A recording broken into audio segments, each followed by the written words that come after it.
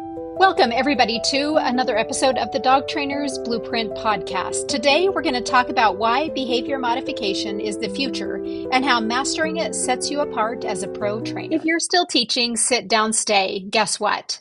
The industry just passed you by. Owners don't pay top dollar for sit. They pay for solutions to problems no one else can fix. Hey, welcome, everybody, and thanks for joining us.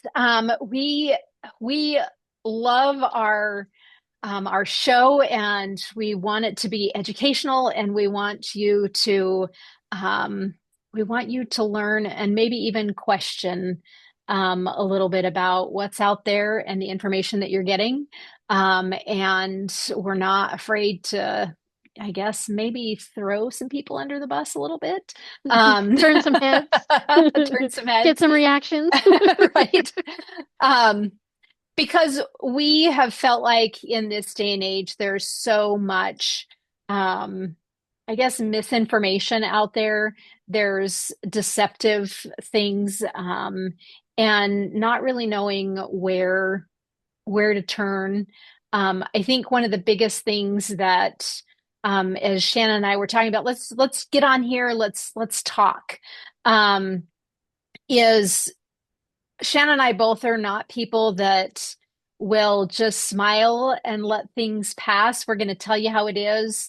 We're educators, we're teachers. We teach our clients with dogs. We're teaching our students, and we just don't feel like there's a place to be deceptive. We don't feel like there's a place to be mean. And degrading to human beings or animals alike. So we come to you with this show with a lot of information, not holding things back, and being very diverse. And we love people, and we love dogs, and we love educating. So today we're going to talk about, how obedience training is a thing of the past.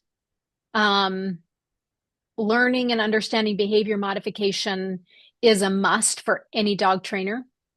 And I don't know that there's a program out there that teaches such a thing. Mm-hmm. So we believe that obedience is a tool to use for behavior modification. I have a Spinoni who was an experiment. She's an adult now. From a training standpoint of, do we really need to obedience train a dog?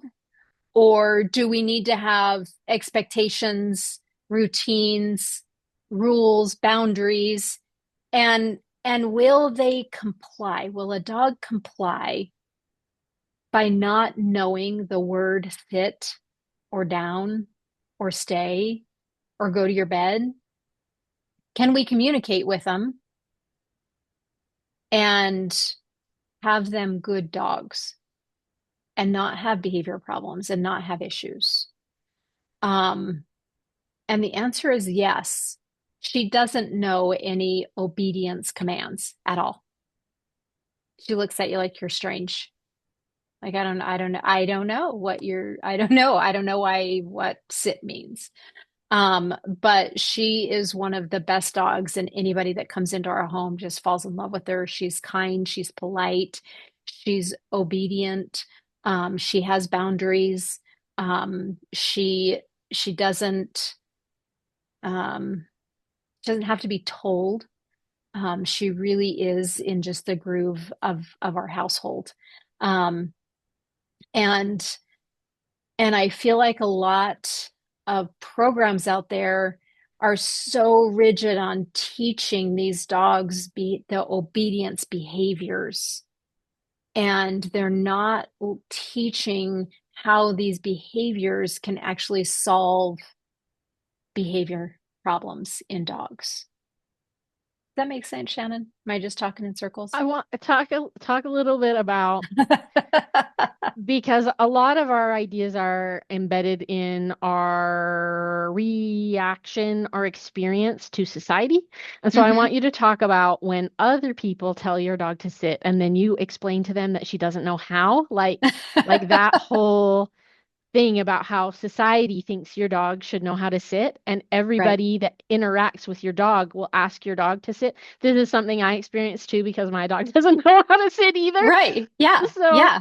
so Yeah. yeah, talk about like the societal expectation of having our dog sit and how when you're a nonconformist, like how Right.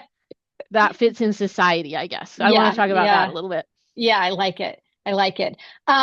One, they they they expect the dog trainer's dog to be trained. Yeah, like That's to the one. T, like Yes. competition level Yes. obedience. Sit That's down, the thing stay, is come, people, heel. yeah, the idea of Right. what your dog should do, competition level Yes. obedience. Yes. And especially from a dog trainer's perspective. Um, they it's kind of it makes them uncomfortable, actually, because the dog doesn't do it. Hmm. Right? Hmm. They're kind of like not sure what to do Hmm. with it. And then you Hmm. kind of get a look. Yeah, and then you say, "Oh, my dog doesn't know how to Uh, sit." Like it's no She's big never deal. been taught that. And Yeah, they're like she's like, they don't know how to react to you. yeah, They're like, yeah, oh, yeah, oh, yeah. Right. and then they like want Right. to Yeah. leave. Yeah. Yeah. Then they don't know how to interact with the dog. Right. Right. And she's just like, hey, I just want to hang out with you, Yeah. and Yeah. I'll put my bum on the ground because I was born knowing that. Hmm. Dogs know how to sit, they know how to down, Hmm. they know how to, Hmm. wait on a bed. They know I mean, they know all these things. Hmm. But we think that we need to put the word to these behaviors to have obedient dogs. And what's out there is to be a trainer, you have to be able to do this. Sure, because when we go into homes, that's what people think training is. Well, and let's talk about that expectation, right? Okay, let's Yeah. talk about where the expectation came from, right? Because, like in history, even let's just go back as far as my grandpa, Okay. who was born in 1910. Yeah. Yep. So we're like a little over 100 years ago. Yeah. So as short as 100 years ago, that people didn't train their dog according to the Right. definition that we have now, Yeah. right? Their Right. dogs did a job for them and they taught the dog how to do a job. And that's Yes. what the dog did. And so often the dogs did know like what we would call like let's call them modern commands, Yeah. sit, Yeah. I stay, like it. come, whatever, Hmm. but Yeah. they'd know whatever commands or Yeah. whatever that's related to their job. Right. Go in this hole and dig out a gopher. Yeah. Like, Right. go Right. bring the sheep into the barn, Yeah. whatever. Pull this cart for me to the market. Yeah. All Yeah. of we have this diversity of breeds of dogs because they were bred to do a job. Right. And a lot of the Right. time, their look is like actually a function of the job, which we Yeah. don't think about because we only get dogs for looks now because we Right. don't care what their job is. Their job is to be our dog. Like Yes. it's a Yeah. weird Exactly. Yeah.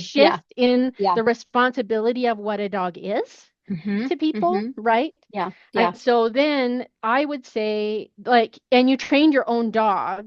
There was not like a dog trainer. There was no Right. formal dog trainer.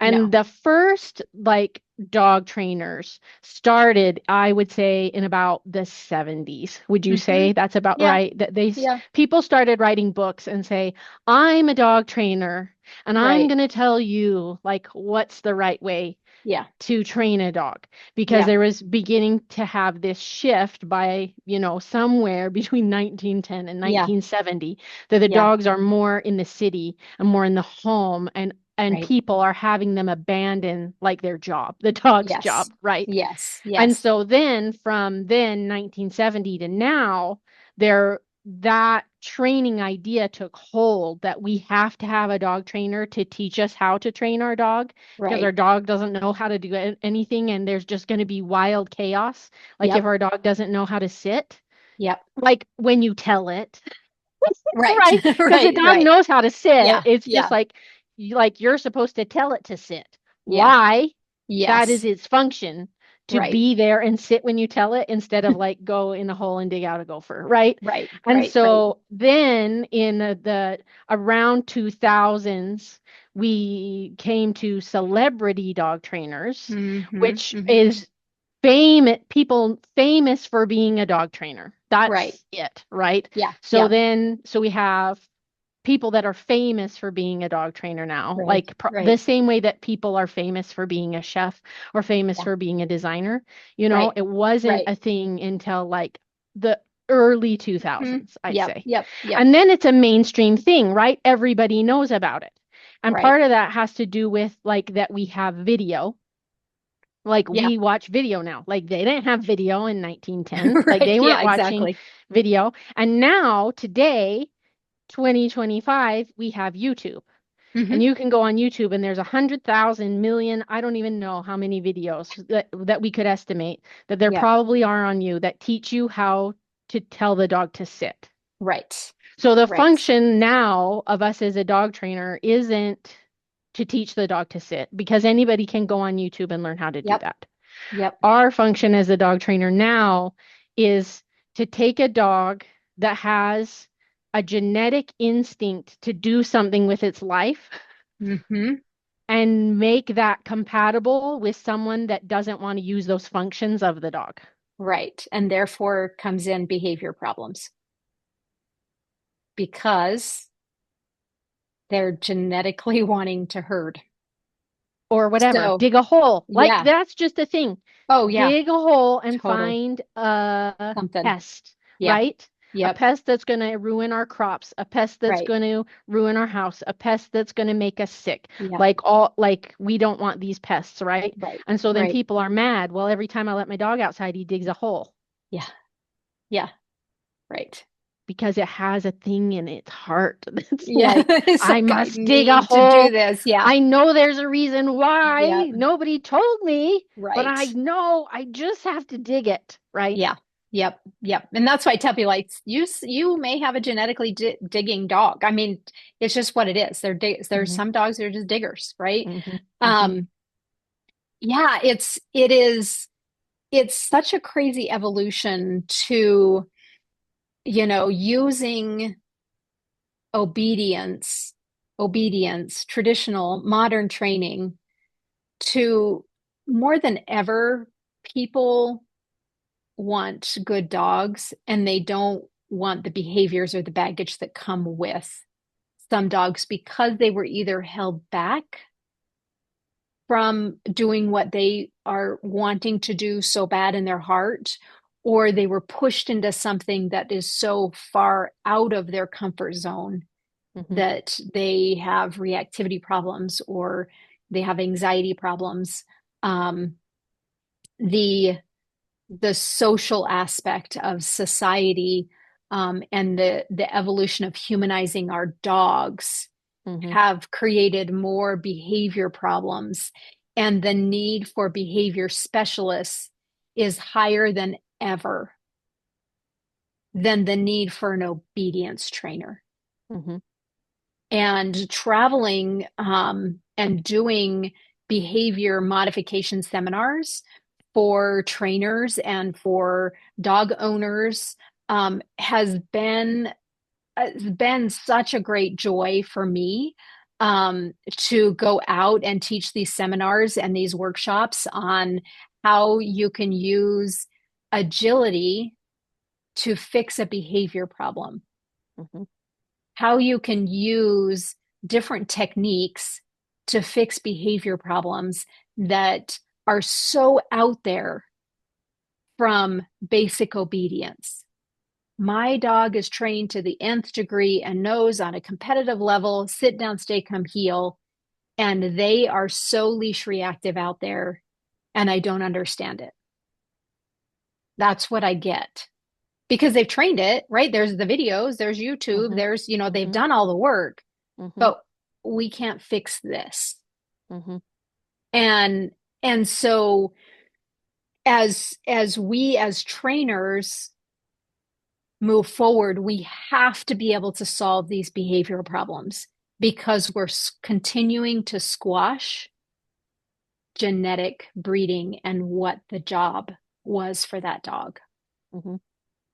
A healer bit a little boy running by. That's what they do.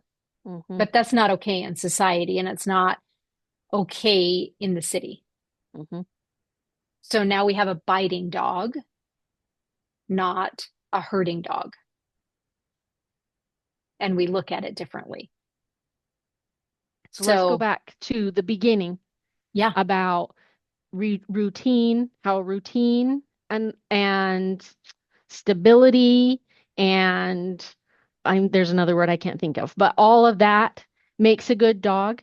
yeah. And so talk about like the disparity between the idea of like formal obedience training and Mhm. the idea of setting expectations and boundaries and routines, like how how people can wrap around their head around the idea that have only ever heard like I take my dog to class and he learns how to sit and then he's good. Does that make Yeah. sense? Yeah. Yeah. So I don't need my dog to sit at the door before I go out. I just need her to wait and come through the door with me.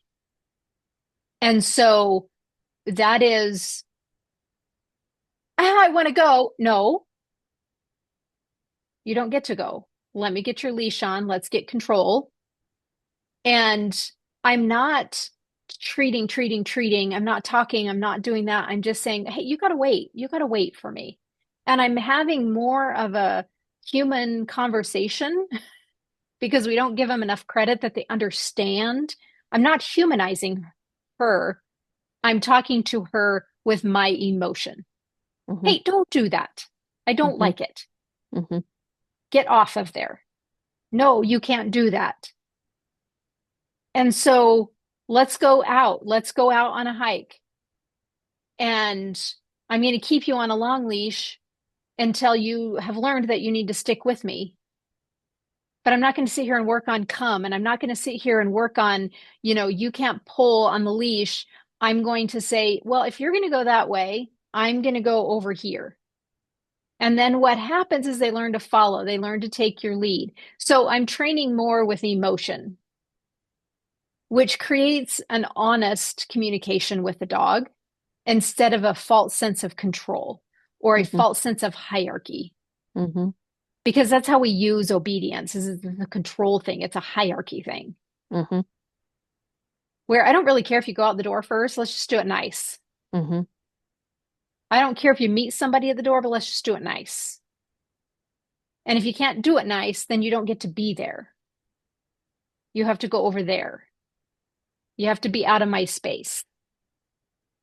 And so do we need to do we need to have obedience to control, or do we need to communicate and be honest emotionally with our dogs? And I think it's being honest emotionally. Hey, I'm grumpy today. Don't do that. And they're like, "Oh, you're grumpy today. Okay." I'm just I'm just gonna lay low for a minute, right? Because I'm Yeah. honest. I'm honest. Like I'm frustrated today. And they feel that. They know that. So why are we going, "Oh, hi, ha, let's just sit here and sit." I'm like, "I'm frustrated. Stop doing that." I mean, there's been many times with Patsy when I started competing with herding, that, like, I am so frustrated. She can be the most frustrating dog sometimes. And I'll tell her, like, I am frustrated. Get over here, lie down, give me a minute. And she's like, "Oh, okay."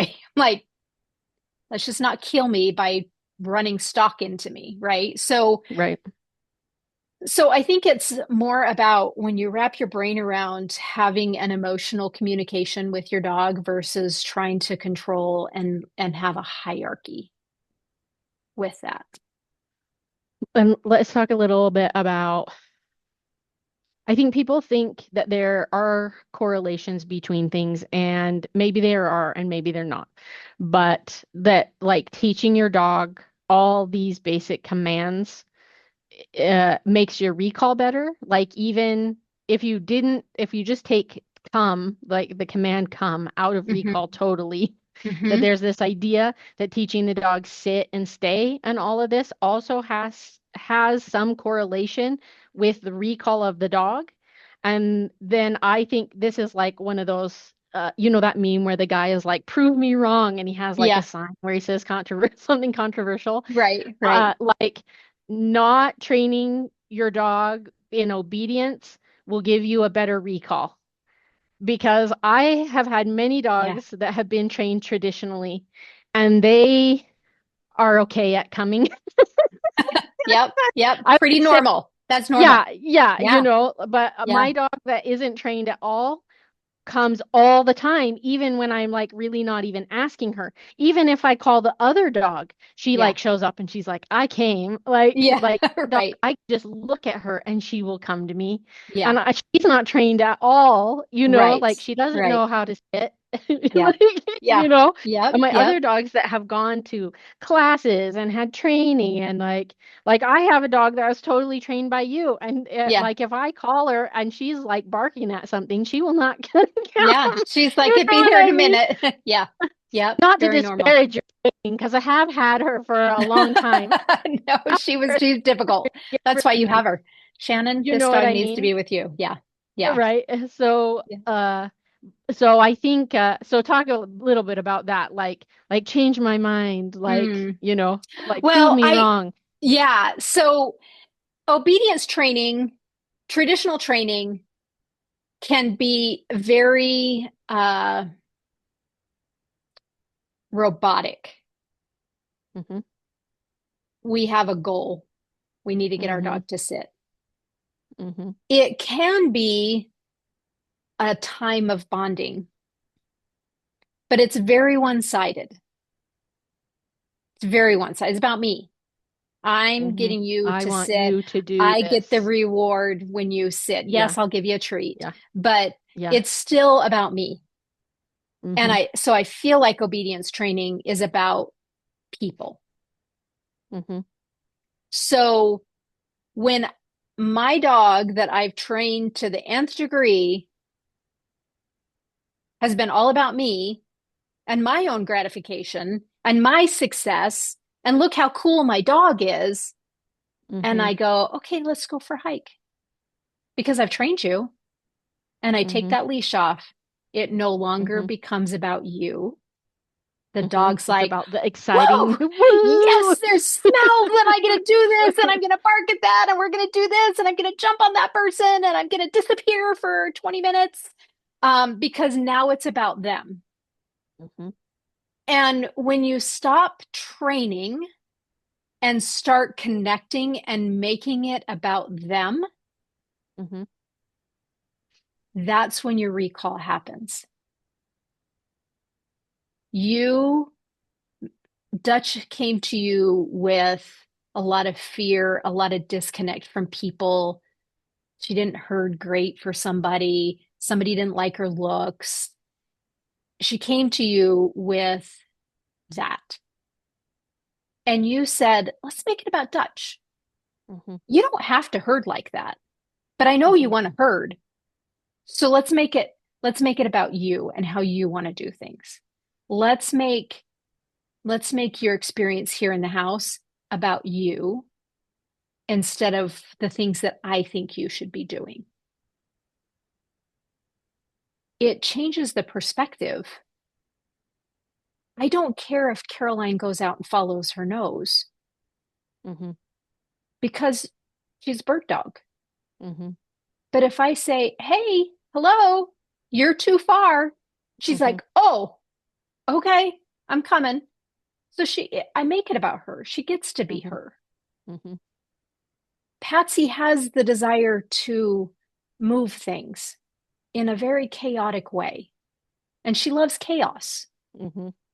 So I give her that chaos by giving her a job to move the chickens and the ducks in at night, which is very chaotic. Chickens and birds, they're very chaotic. They move weird, they're hiding, they can get in Flap things. away. Yeah, and they're like, ah, and they're like, run for your lives. The wolves are coming. Um, And she loves that chaos with it. She loves to go find him in the barn and get Mm-hmm. him pushed out of the barn. And then Mm-hmm. sometimes she moves him around the buildings instead of like straight for, but but it's controlled, but I let her have that chaos, if you will, Mm-hmm. um, with boundaries.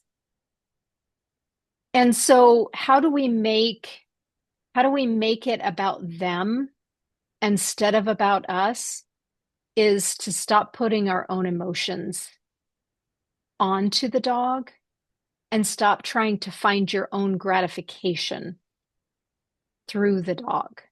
Mm-hmm. And that's when you'll get a recall. Caroline has never been put on a long line and done traditional training, just like Dutch. But boy, they're if you say anything and they're like right there. Mm-hmm. And same with Patsy. So because you make it about their world, now it doesn't mean that you get, okay, get up on the counter and eat the turkey for Thanksgiving because it's about you. I mean, we got to have boundaries and we have to have spatial boundaries. But we don't have to make them sit if it just goes against the grain. Mm-hmm. Do we need to teach leash manners? Yes, because there's leash laws and we have to have control. We need to have a leash. But can you make it more about them helping you walk Mm-hmm. nice on a leash instead of them walking nice on a leash and Mm-hmm. changing the perspective, right? That is my like everything that I do is how can the dog make me comply? Mm-hmm. If you're pulling on the leash, I still would like to go forward, but you have to be here to make me go forward. So now it Mm-hmm. becomes the responsibility of the dog to keep me in check. Mm-hmm. I'm the one that has to walk loose on a leash. So I'm going to show the dog how to do that. So changing that perspective of not making it about us. And I see so many of these videos of these other trainers, and they think it's really cool to have these dogs in so much control. And I tend to like not having the control. I like the bit of chaos Mm-hmm. in a balanced way. So the dog wants to be with me because I'm not micromanaging. I'm not controlling everything. It's not it's not forcing the dog into something that dogs are obedient. Dogs are going to do what we ask them to do. They're going to give you everything that they have. And it makes us feel really cool. But what about the dog? What's in it for them? And I think that that's a different perspective on all of that. And I think that that is how we can prevent a lot of behavior problems, but that is also how we can solve a lot of behavior problems. Stop being so controlling and micromanaging. It's okay for the dog to be home alone. You're fine. You've got this. I believe in you. It's about you. It's not about me. I'm going to the grocery store. Mm-hmm. Be back in a minute. Yeah. I say, be a good dog. And then I go, Yeah. Yeah. go back. Mine is, you're not going today. They're like, okay. Yeah. You know, so there's just a different perspective on stop being so into yourself. I love this discussion. This just FYI, this is the kind of discussions we have every week in our live Yeah. class as Yeah. part of our program. So if you want more discussions like this, join us so that you can come and have a Yeah. discussion like this every week. Yeah. I mean, they're so deep and they're so powerful. And Yeah. I mean, it really, it pulls at every piece of me. This conversation is just, it's one of my favorite. So I am I'm excited about this topic and I'm sure it will feed into a lot of other things. And our program, our dog trainer certification program at Western States Canine College, is this is just touching the surface of how the program runs, how deep we go with our students. And there's just nothing that can't be brought to the table. Nothing. And they're great, deep conversations. So if you would like to dig a little deeper, interested in becoming a dog trainer and not know how, message us, communicate with us, let us take you on the journey, because it's one that you'll never forget, and it's one that you won't regret. So thanks for joining us, and we'll see you next time. All right, if today's episode hit home for you, here's your next step. Stop listening and start doing. At Western States Canine College, we don't just hand you a certificate and send you on your way.